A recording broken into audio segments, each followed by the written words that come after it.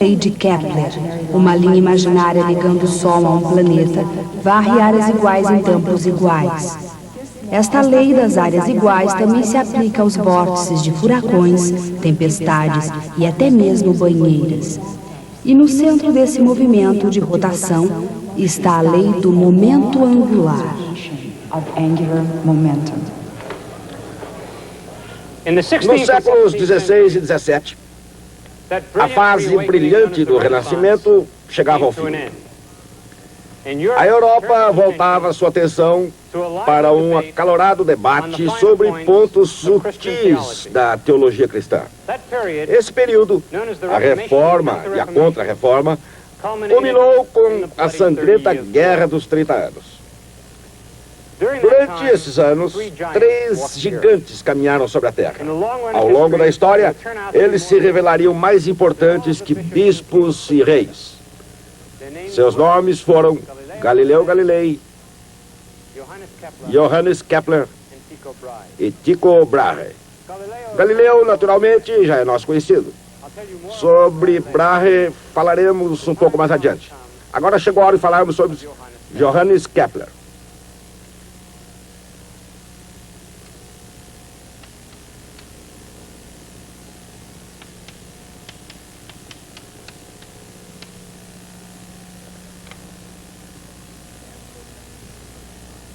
Kepler certamente não tinha o aspecto de um gigante. De fato, ele era baixo, frágil e míope. Sofria de febres e problemas estomacais. Era sujeito a ciclos de profunda depressão e transbordante alegria. Essa euforia estava normalmente associada a alguma descoberta científica que havia feito, ou pensava que havia feito. Também era rigorosamente honesto. Descreveu, por exemplo, a própria mãe como tagarela e possuidora de mau gênio, e sua primeira mulher como gorda, confusa e ignorante. Comentou sobre a ciência com a mesma franqueza.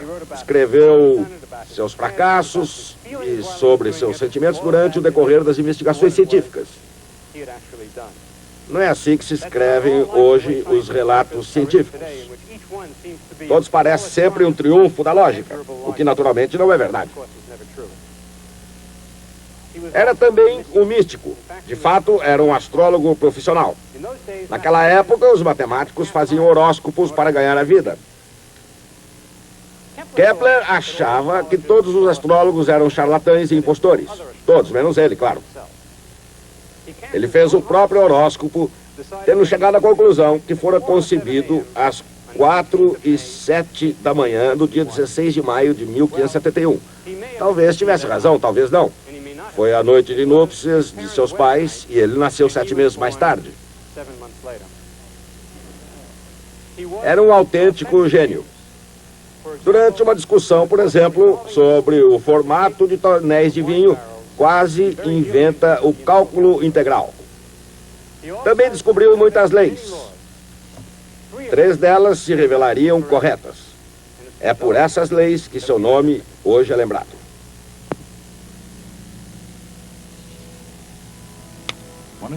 Uma das 3 leis de Johannes Kepler, a segunda, revelou-se um dos mais sedutores e universais princípios da natureza. Um princípio que explica a forma das galáxias e a fúria dos furacões.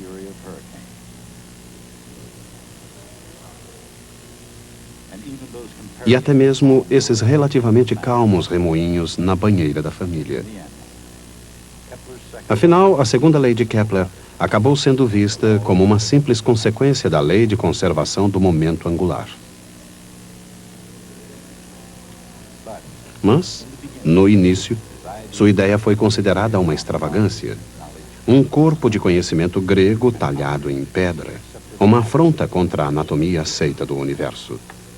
Kepler discordou dos astrônomos clássicos, dando as costas a 2000 anos de sabedoria coletiva.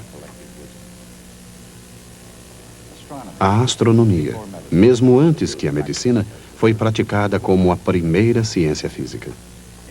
Na antiga China e na Grécia, na Babilônia, em Alexandria, na época do nascimento de Cristo.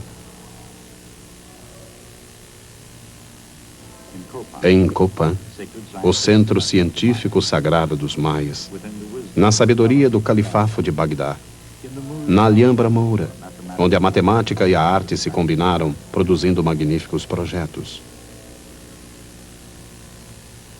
Onde quer que o homem dependesse dos ciclos da natureza, e isso significava, onde quer que houvesse plantações, os povos dependiam dos astrônomos para lhes mostrar o caminho previsto pelas estrelas. Quanto mais os astrônomos conheciam os céus, mais eficientes se tornavam aqui na Terra. E assim acabaram tentando reproduzir o céu na Terra, um modelo do universo que reproduzia a configuração estrelada que haviam observado durante séculos.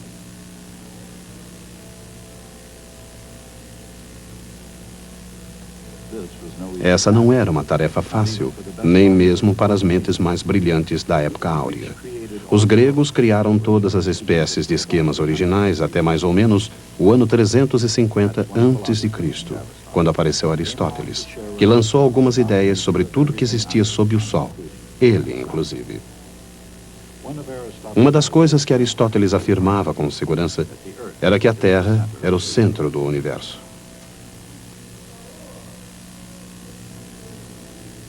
Ele também argumentava de maneira convincente que todos os corpos celestes se movimentavam em círculos uniformes e perfeitos.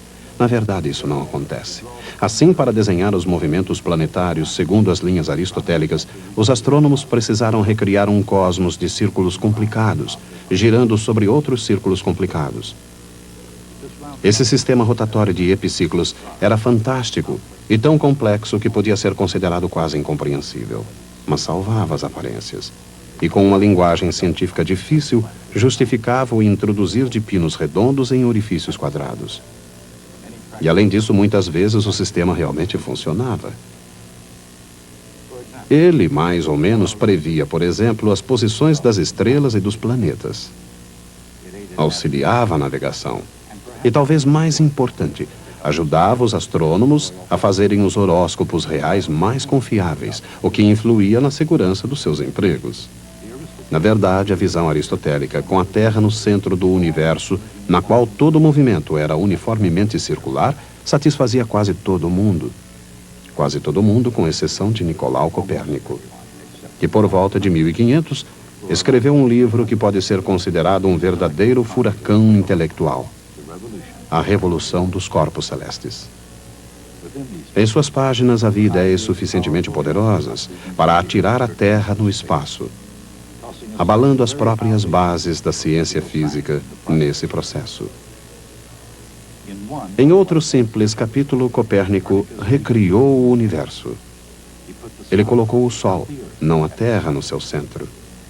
E colocou a Terra como mais um planeta em órbita ao redor do Sol. O universo de Copérnico era uma ideia tão revolucionária como nenhuma outra antes ou depois. Na verdade, a partir de Copérnico, a palavra revolução passou a significar uma mudança radical.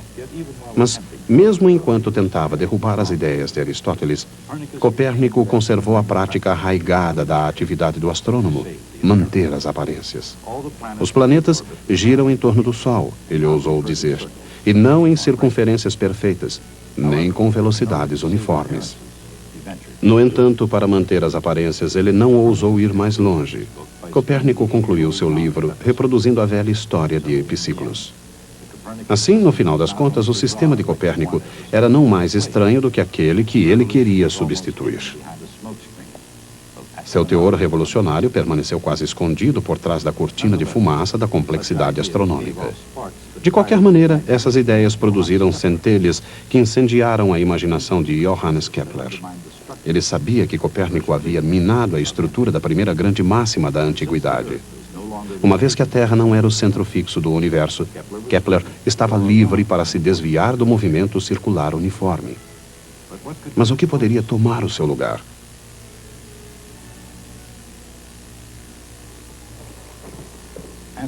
A busca dessa resposta consumiu a melhor e a pior fase da vida de Kepler. Uma jornada cheia de cálculos e discussões para encontrar sua resposta, que acabou com tudo que ele tinha e tudo que ele conseguiu tomar emprestado de seus contemporâneos. Finalmente, esse homem, que foi chamado de o matemático errante, pôde descrever os movimentos dos planetas. Indo mais longe que Copérnico, Kepler encontrou as 3 leis do movimento planetário. A primeira lei de Kepler deu às órbitas dos planetas uma forma nova, não circular, e afastou o Sol um pouco do centro dos acontecimentos. Assim, no curso de suas viagens, um planeta às vezes está mais próximo do Sol, outras mais distante. De acordo com a segunda lei de Kepler, quanto mais próximo do Sol, mais rápido esse planeta se movimentava. Quanto mais longe, mais lentamente se deslocava. A terceira lei dizia que quanto maior a órbita de um planeta, mais tempo ele demorava para percorrê-la. As 3 leis de Kepler descrevem os céus com precisão matemática.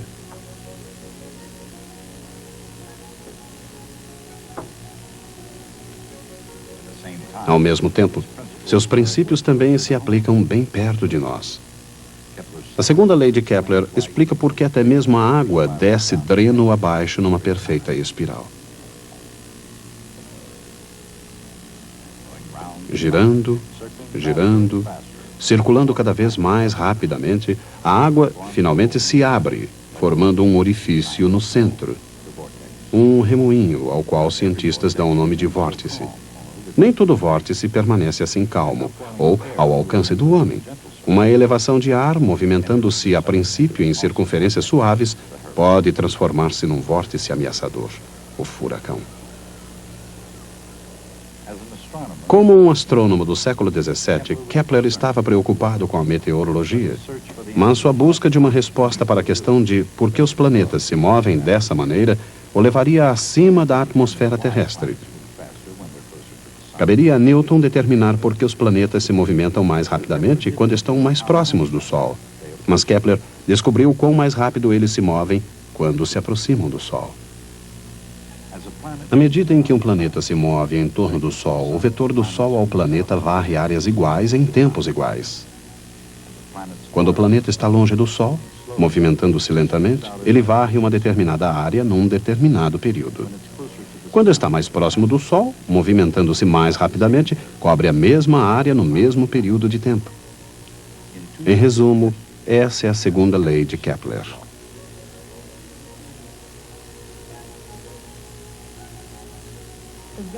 O vetor varre uma área de forma triangular.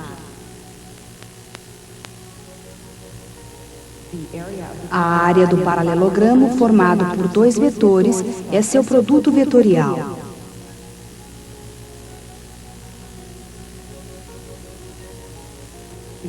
A área do triângulo é justamente a metade disso. Transformando isso numa derivada, o resultado é a velocidade da variação do vetor. dA dt é igual a meio r vetorial v, uma constante, exatamente o mesmo em todas as partes da órbita do planeta. A lei das áreas iguais de Kepler não se aplica apenas aos planetas em órbita. Aqui, cada gota obedece à mesma lei. A água parece calma, parada, imóvel. Mas devido à rotação da Terra, entre outras razões, a água em qualquer recipiente circula. E às vezes a água em movimento produz efeitos cada vez mais surpreendentes. A princípio, ela escoa lenta e suavemente. Mas à medida em que flui, a água começa a circular em torno do dreno. Exatamente como os planetas de Kepler, ela varre áreas iguais em tempos iguais. Mas ao contrário dos planetas, a água se movimenta em circunferências cada vez menores, cada vez mais rapidamente até atingir o seu vórtice.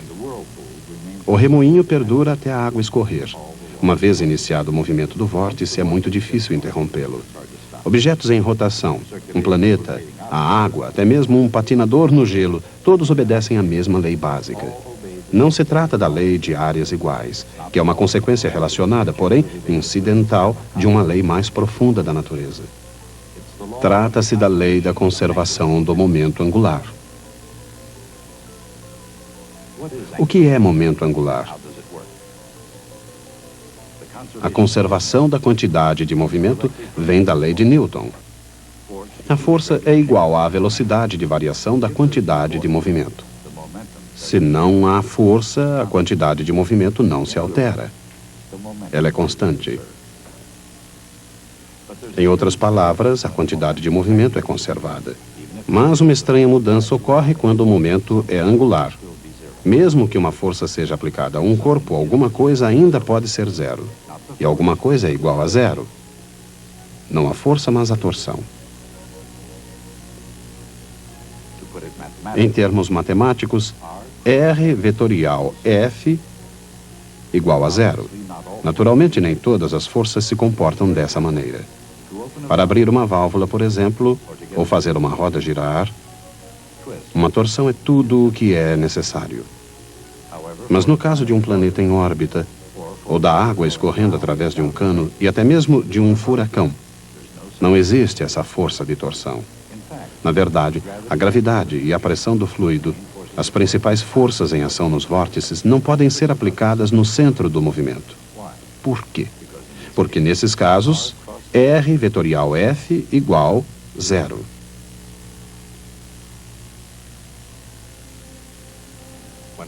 Quando a força é zero, a quantidade de movimento é conservada. Quando R vetorial F é zero, algo mais é conservado. Então, R vetor F é derivada do quê? A resposta é encontrada na diferenciação de R vetorial V. Use a regra do produto. dr dt é V e V vetorial V é zero. Assim, a derivada de R vetorial V é R vetorial A. Agora multiplicamos pela massa.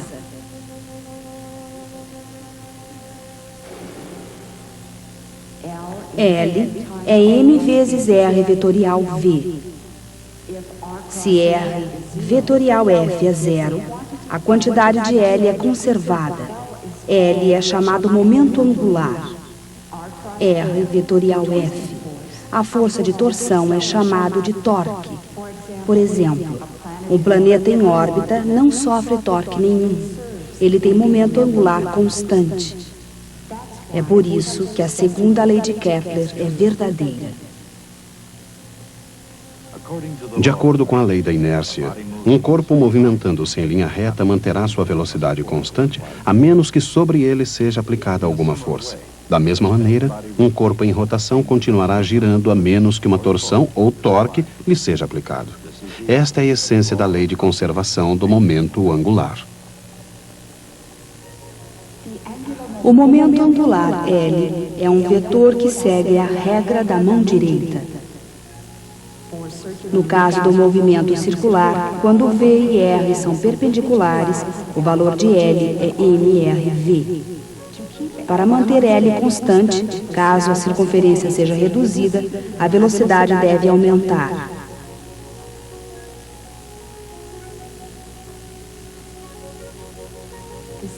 A mesma regra básica explica a segunda lei de Kepler. Numa órbita elíptica, um planeta deve se mover mais rapidamente quando está mais próximo do Sol e mais lentamente quando está mais distante dele. A mesma ideia se aplica a um patinador girando em circunferências. Quando ele recolhe os braços, todo o seu corpo gira mais depressa para conservar o momento angular. É claro que a água quente é diferente do gelo, mas a física é mais ou menos a mesma. A água que não se encontra em estado sólido não tem viscosidade suficiente para se aplicar muito torque. Sua força principal é dirigida ao buraco para substituir a água que se escoa. Longe do centro, a água circula em circunferências grandes e preguiçosas. Mas conforme se aproxima do centro, sua velocidade aumenta, até que, como um furacão, ela se abre num vórtice. Um furacão constitui um fenômeno semelhante ao remoinho, só que de cabeça para baixo. Esse vórtice se inicia quando o ar calmo no centro se move para cima, forçando o ar circulante na base a substituí-lo.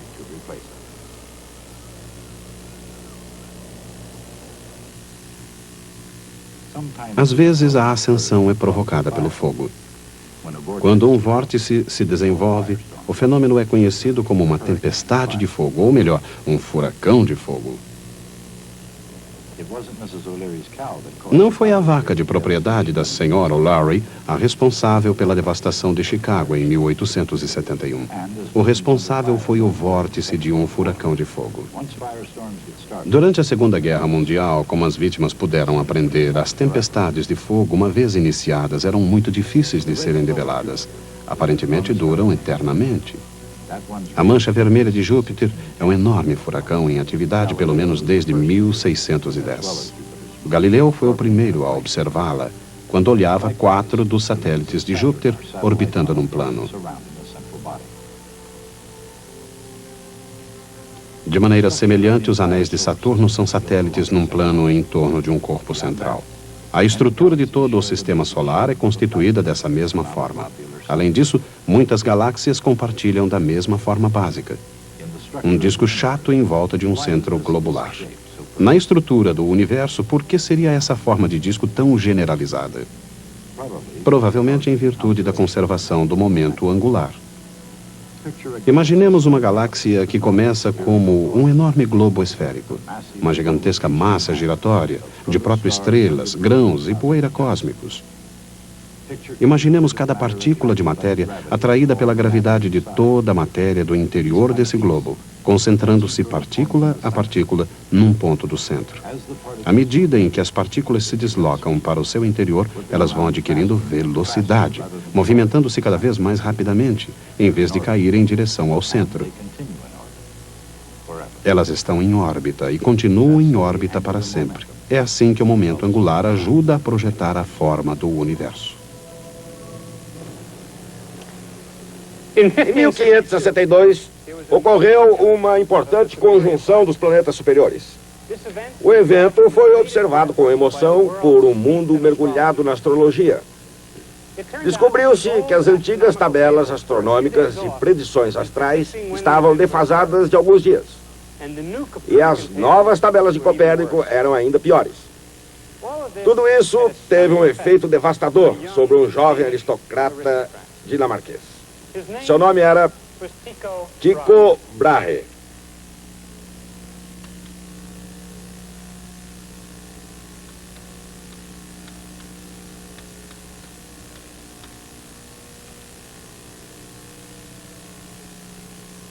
Ele percebeu que as previsões eram insatisfatórias em ambos os sistemas, isso porque as necessárias observações, precisas e contínuas, jamais tinham sido feitas. Decidiu, então, tornar-se um astrônomo. Persuadiu o rei Frederico a lhe conceder uma ilha chamada Riven, ao largo do litoral da Dinamarca, onde construiu um magnífico observatório e os melhores instrumentos astronômicos jamais produzidos. Ele não fez apenas as observações necessárias, mas também criou o seu próprio universo, o chamado universo de Tycho Brahe. Lembre-se que no universo de Aristóteles, a Terra estava no centro. Os outros corpos giravam em torno da Terra sobre esferas de cristal. O universo de Copérnico mudara tudo isso, colocando o Sol no centro e fazendo da Terra um dos planetas. Mas ainda era um universo que girava sobre esferas de cristal. No universo de Tycho Brahe, a Terra estava no centro, como no universo de Aristóteles. E o Sol girava ao redor da Terra. Mas todos os outros planetas giravam em torno do Sol. Para nós, o sistema de Tycho Brahe parece uma solução conciliatória entre os mundos de Aristóteles e o de Copérnico. Mas ele foi, na verdade, uma inovação radical.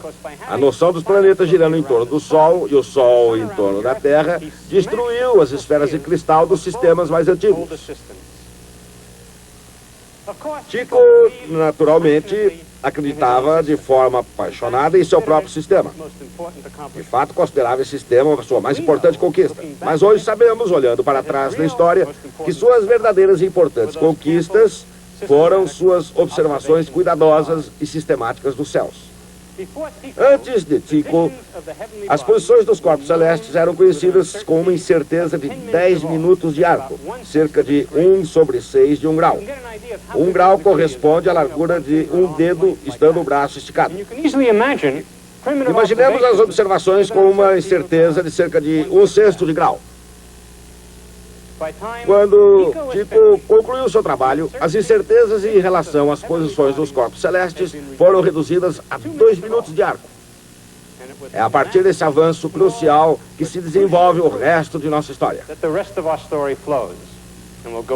Retomaremos essa história da próxima vez. O momento angular de um objeto é definido como produto vetorial do raio de um ponto específico por sua quantidade de movimento. Uma força que aplica uma torção é chamada de torque. Ele é igual ao produto vetorial do raio pela força, R vetorial F. O torque é igual à velocidade de variação do momento angular. O objeto não sofre a ação de um torque. O momento angular do objeto é conservado.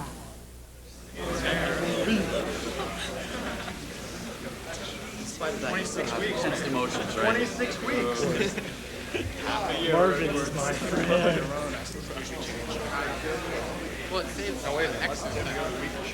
Yeah, unfortunately. It's not good to be out there. Sure it is. You come back late.